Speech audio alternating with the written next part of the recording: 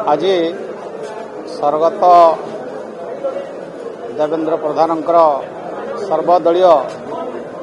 जो श्रद्धांजलि सभा होता ये प्रायतः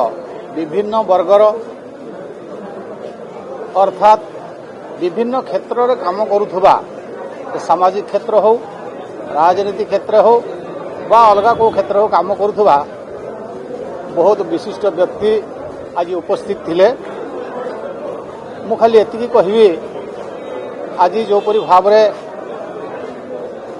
विभिन्न क्षेत्र में काम करुवा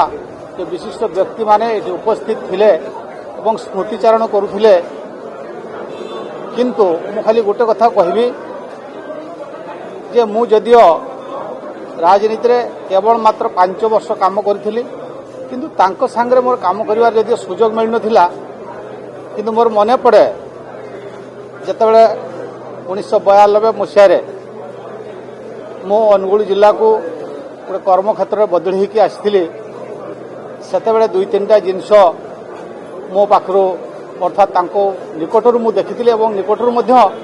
किछि शिखिथिले। जेतेबेले मु शिशु मंदिर रे सभापति थिले सी आसीथिले मुख्य अतिथि होइकरी एवं आउ थरे जेतेबेले तांकर निर्वाचन प्रचार चालुथिला तेणु एमती 2-3टा ओकेजन रे मु तांको संगरे जेतेबेले मिसिथिले मु अनुभव करथिले जे वास्तव रे सी जो कथा तांकर प्रकृत में से जड़े डाक्तर थिले किंतु परवर्ती अवस्था जो राजनीतिक क्षेत्र को आसिले अर्थात वृत्ति और प्रवृत्ति भितर गोटे जदि आम कहवा से गोटे मनुष्यटी मनुष्य भाया से तांकर आचरण उच्चारण सबकि एवं एते से गोटे स्नेह श्रद्धा करुले आमको पाइला पाखरे बसैला तेणु से मु बेड़े बेड़े भावे कि वास्तव में से केंद्र मंत्री हो सारा जितेबाला सामान्य गोटे कार्यकर्ता पाखे बसईकि जोपरी भाव में से व्यवहार देउथिले